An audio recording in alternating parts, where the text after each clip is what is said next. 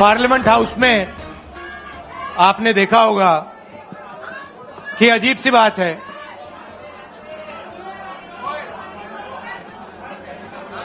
BJP की जो पूरी मूवमेंट थी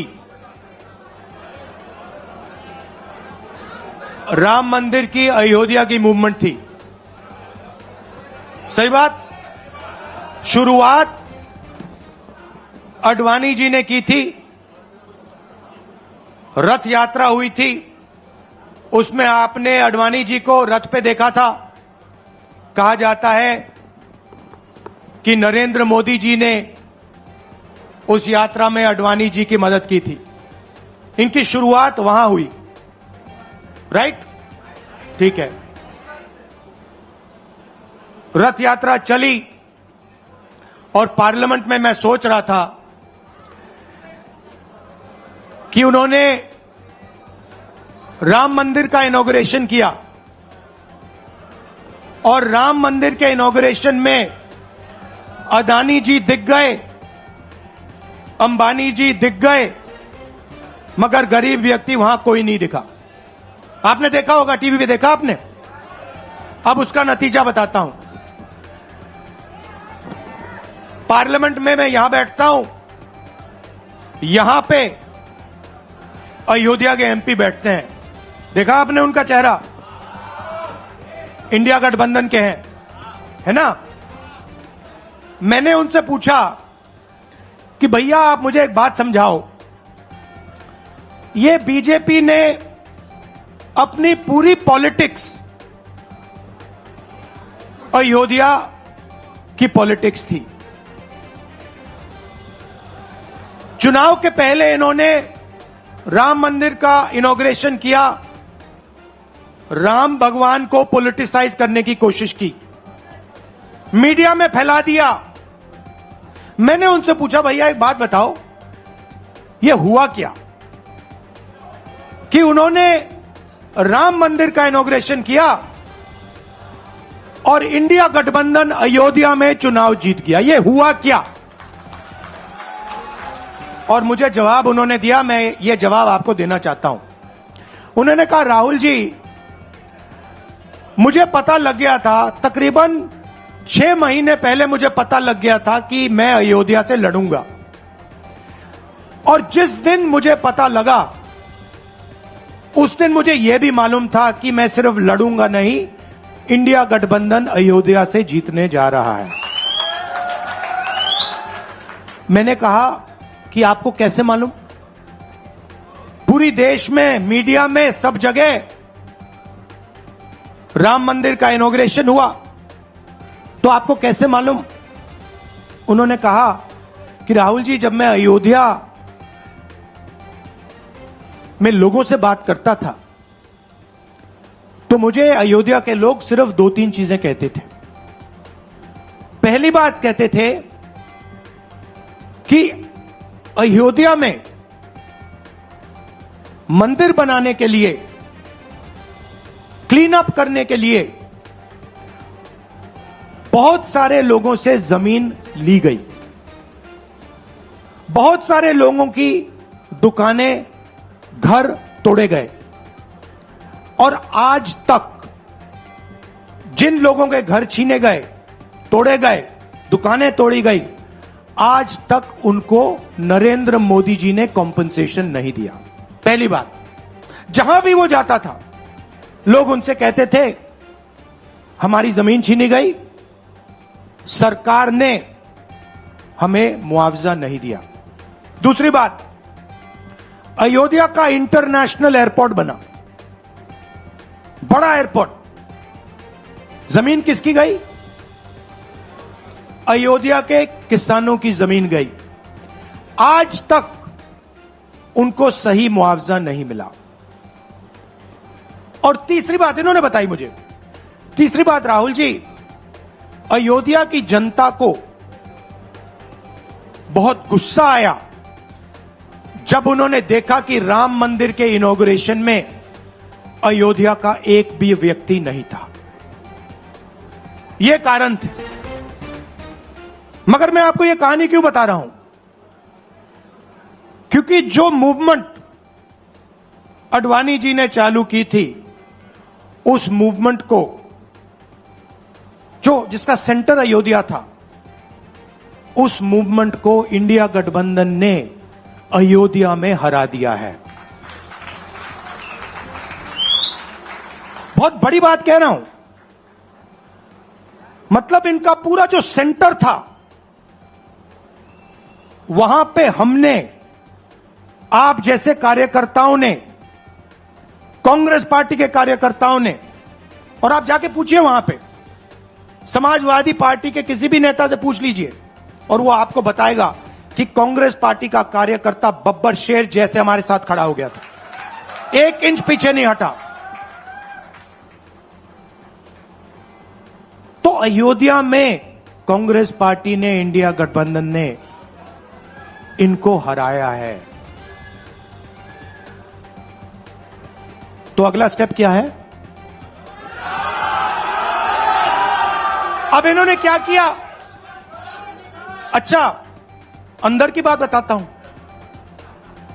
अब यहां आया हूं, परिवार से बात हो रही, तो अंदर की इनसाइड ट्रैक बता देता हूं। इनसाइड ट्रैक है, उसी एमपी ने बताया, राहुल जी यहां पे 3 बार सर्वे हुआ था। नरेंद्र मोदी जी वाराणसी से नहीं लड़ना चाहते थे, नरेंद्र मोदी जी अयोध्या से लड़ना चाहते थे। उनके सर्वेयर आए, 3 बार आए, नरेंद्र मोदी जी आए, और सर्वेयर ने उनको कह दिया, नरेंद्र मोदी जी अगर आप अयोध्या से लड़ेंगे, आप अयोध्या में हारेंगे। आप अयोध्या में मत लड़िए, क्योंकि अगर आप लड़ गए, आपका राजनीतिक करियर अयोध्या में खत्म हो जाएगा। इसलिए अयोध्या से नहीं लड़े, वाराणसी से लड़े। और वाराणसी में हमने 1-2 छोटी गलती कर दी, नहीं तो वहां उनको निपट लेते।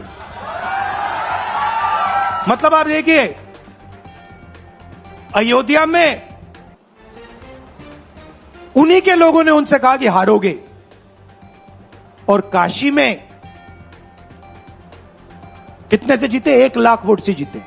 मतलब जान बचा के निकले हैं। सच्चाई है।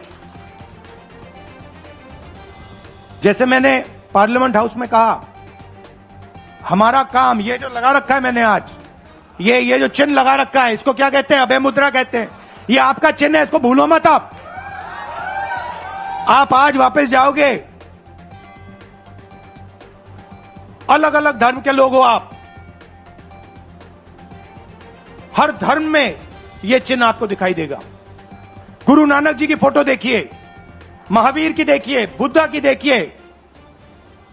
इस्लाम में भी, जैसे मैंने पार्लियामेंट में कहा, दुआ मांगी जाती है, दोनों हाथ से ऐसे मांगी जाती है।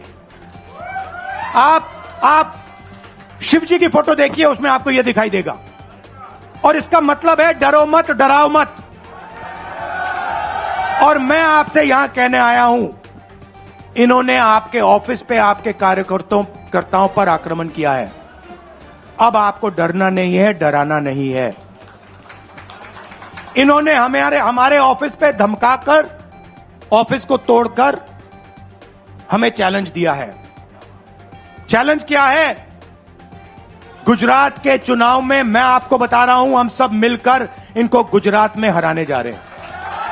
जो हमने कहा, और लिख के ले लो, कांग्रेस पार्टी की जो आत्मा है वो गुजरात के चुनाव में लड़ेगी, और नरेंद्र मोदी और बीजेपी को गुजरात में, जैसे हमने अयोध्या में हराया है, वैसे ही हम गुजरात में इनको हराने जा रहे हैं। कौन हराएगा? हमारे लीडर हराएंगे, हमारे बब्बर शेर टाइगर हराएंगे। आप देख रहे हो, मैं बता रहा हूं आपको, देखो 50% आप में से लोग, 50% आप क्या सोच सकते थे? मैं आपको पूछता हूं, आप क्या सोच सकते थे? चुनाव से पहले आप सोच सकते थे कि अयोध्या में बीजेपी हारेगी? ना। आप सोच सकते थे कि नरेंद्र मोदी से जान बचा के निकलेगा? मतलब मार्जिन ऐसे तुक्के से निकलेगा, सोच सकते थे? मैं आपको बता रहा हूं, जैसे ये अयोध्या में हारे वैसे यहां पे हारने जा रहे हैं। आपको सिर्फ एक काम करना है, एक काम करना है आपको सिर्फ गुजरात की जनता को सिर्फ एक बात बोलनी है, आपको डरना नहीं है। बिना डरे अगर आप बीजेपी से लड़ गए, चाहे आप किसान हो, मजदूर हो, छोटे व्यापारी हो, अगर गुजरात की जनता बिना डरे लड़ गई, बीजेपी सामने नहीं खड़ी हो पाएगी। दूसरा उदाहरण देता हूं, आप कांग्रेस पार्टी को जानते हो? हमारी पार्टी में कोई डरता है? कैसे मालूम?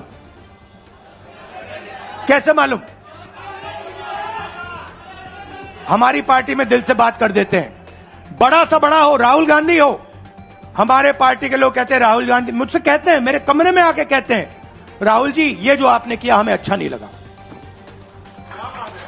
कहते हैं, मैं बता रहा हूं आपको, और मैं कहता हूं आपने सही बोला, इस बार मैंने ऐसे नहीं करना था, जो आप बोल रहे हो वैसे करना था। हम डरते नहीं हैं, ना हमारे कार्यकर्ता हमें बोलने से डरते हैं, ना हम अपनी कार्यकर्ता की बात सुनने से डरते हैं, ना हमारा कार्यकर्ता हमसे डरता है। अब देखिए, मैं आपको रियलिटी बता रहा हूं। बीजेपी में नरेंद्र मोदी बैठे हैं, उनकी पूरी टीम बैठी है उनके सामने। मैं आपको इंटरनल बात बता रहा हूं, उनमें से कोई नरेंद्र मोदी को नहीं चाहता, मगर कोई नहीं चाहता, मतलब पूरी लीडरशिप टीम देख लो आगे बैठी है। मैं बता रहा हूं आपको, अंदर की बात बता रहा हूं, इनसाइड ट्रैक दे रहा हूं, कोई नहीं चाहता, मगर दम नहीं है, डरते हैं।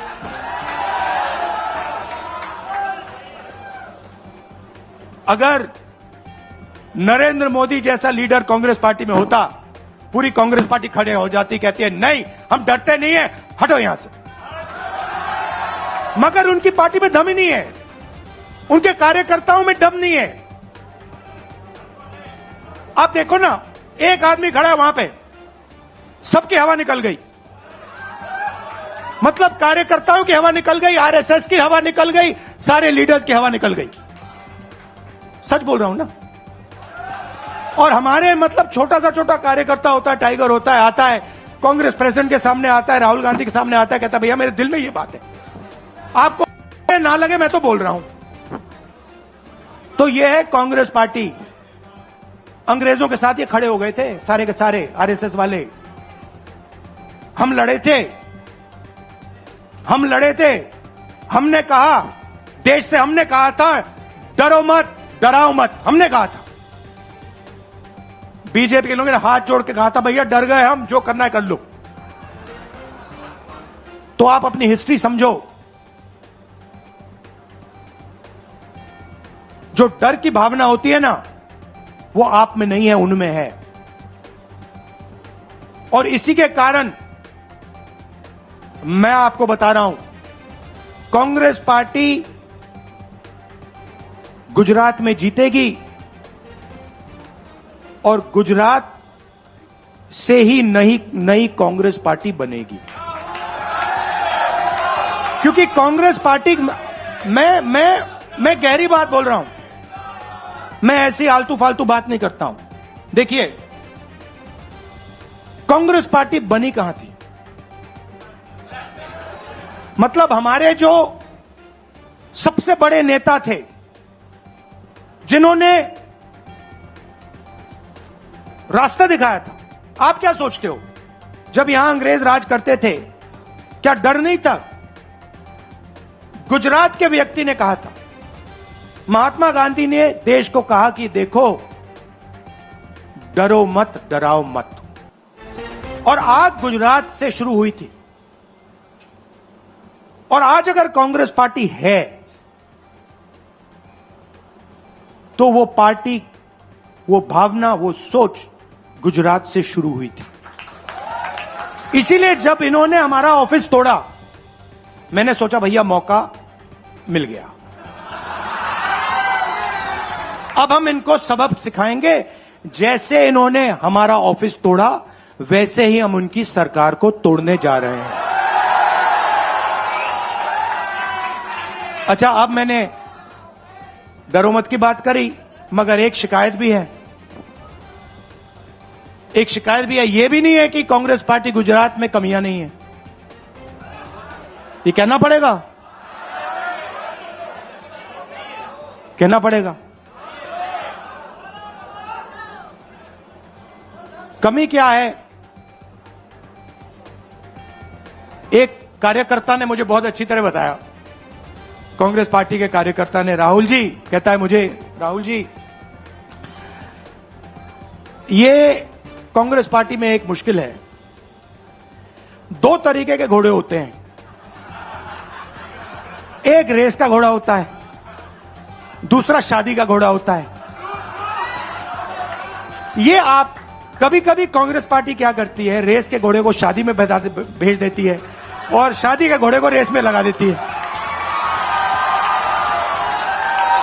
तो उसने कहा ये आप बंद करा दीजिए, रेस के घोड़े को आप रेस दौड़ाइए और शादी के घोड़े को आप शादी में भेजिए। तो ये हमें गुजरात में करना है। जो रेस का घोड़ा है, जो तैयार है, दौड़ने के लिए तैयार है, उसको रेस में लगाना चाहिए। और जो हमारे शादी के घोड़े हैं, जो हैं, वो हैं, उनको हमें शादी में, बारात में नचा देना चाहिए। तो अब मेरा कहना है कि यह काम सीरियसली करना है। हम पिछले चुनाव में,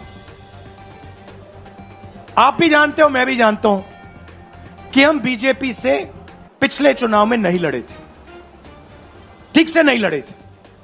उससे पहले चुनाव में 2017 में हम 3 महीने कह लो, 4 महीने कह लो, 4 महीने 3 महीने हम लड़े और नतीजा आपने देखा।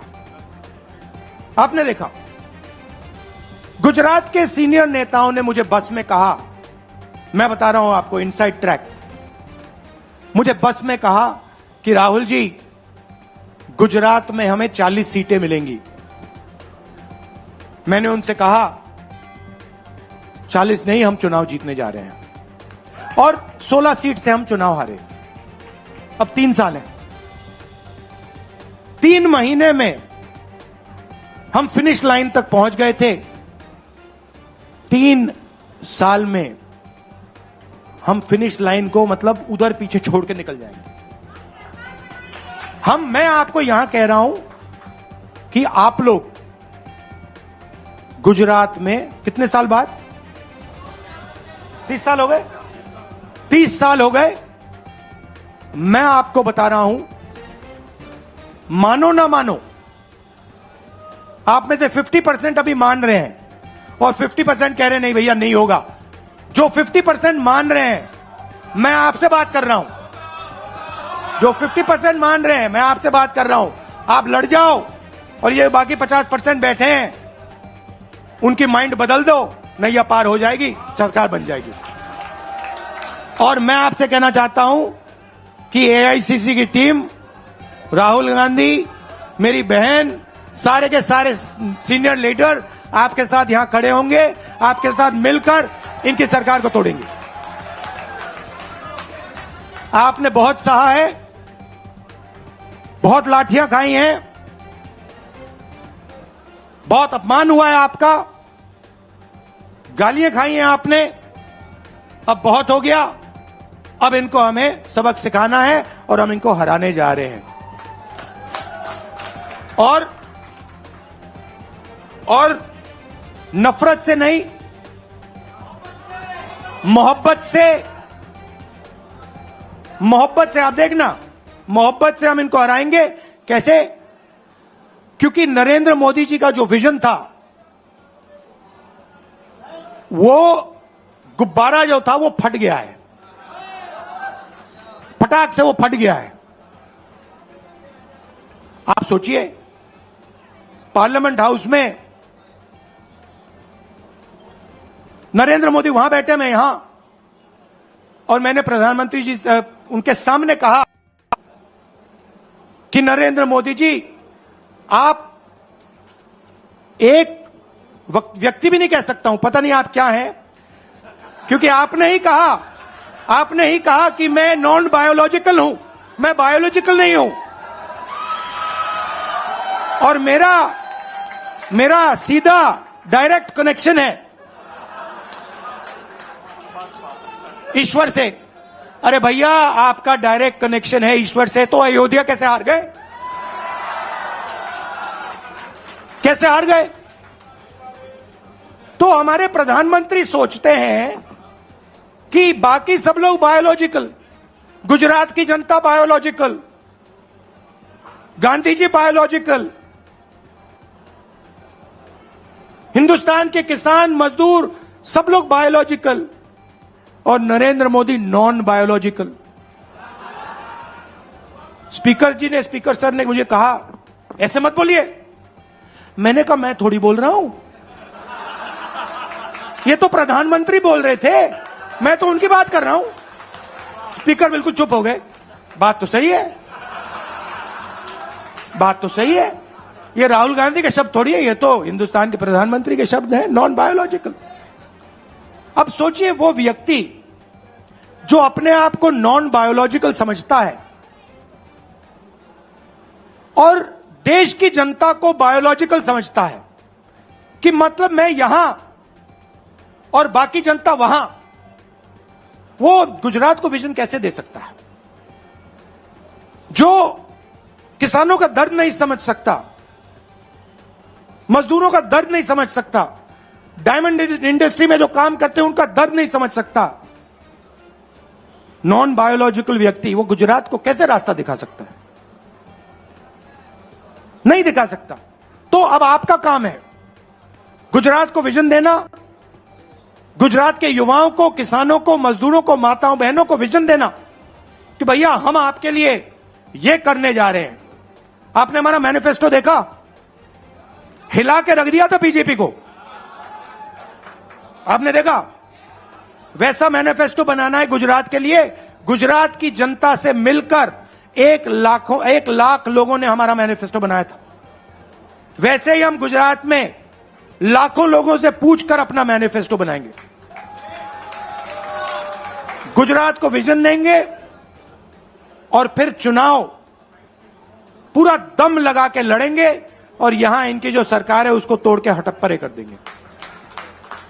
आप सबका दिल से धन्यवाद। आखिरी बात मैं कहना चाहता हूं, यहां जगन्नाथ यात्रा हो रही है, आप सबको, और जो यात्रा में भाग लेंगे, आप सबको शुभकामनाएं देना चाहता हूं, और दिल से प्यार देना चाहता हूं। आप सबका दिल से धन्यवाद।